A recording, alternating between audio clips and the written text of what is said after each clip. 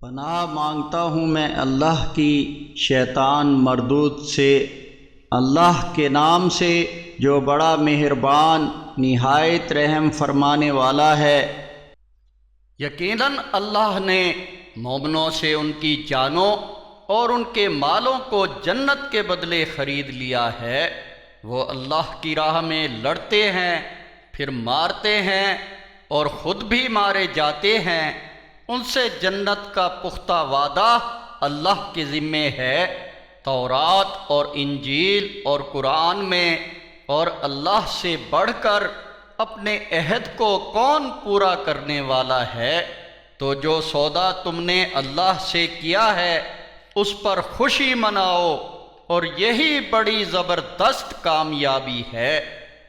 یہ سودا کرنے والے دراصل توبہ کرنے والے، اللہ کی بندگی کرنے والے، اللہ کی تعریفوں کے گن گانے والے، راہ حق یعنی جہاد میں نکلنے والے، رکوع کرنے والے، سجدے کرنے والے، نیکی کا حکم دینے والے، برائی سے روکنے والے، اور اللہ کی حدود کی حفاظت کرنے والے ہیں۔ اور اے نبی صلی اللہ علیہ وسلم، ایسے مومنوں کو جنت کی خوشخبری سنا دو۔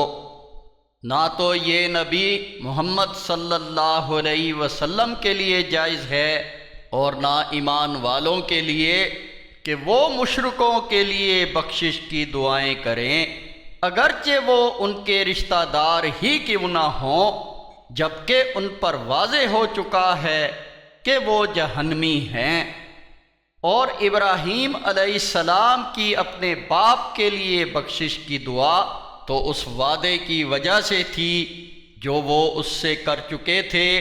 جب ابراہیم علیہ السلام پر واضح ہو گیا کہ وہ اللہ کا دشمن ہے تو وہ اس سے بیزار ہو گئے۔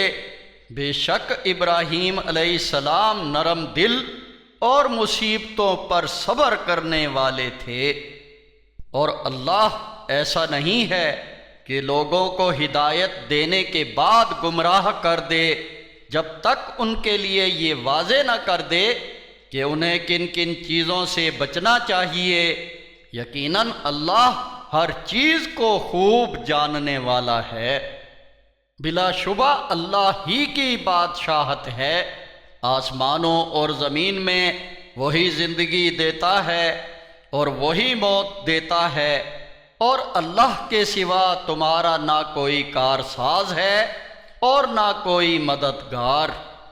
اللہ نے توجہ فرمائی نبی صلی اللہ علیہ وسلم پر اور مہاجرین و انصار پر، جنہوں نے انتہائی تنگی کے وقت آپ صلی اللہ علیہ وسلم کا ساتھ دیا، اگرچہ ان میں سے ایک گروہ کے دل ڈگمگا گئے تھے، مگر جب وہ سنبھل گئے تو اللہ نے ان کو معاف کر دیا۔ یقیناً وہ ان سب لوگوں پر بہت ہی شفیق اور رحم فرمانے والا ہے۔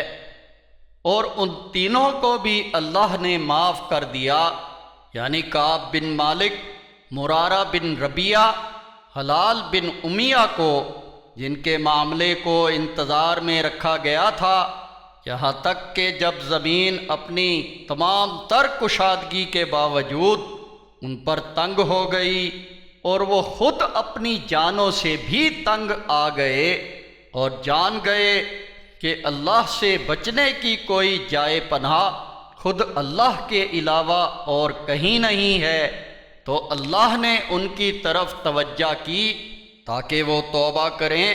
یقیناً اللہ بہت زیادہ توبہ قبول کرنے والا بڑا مہربان ہے۔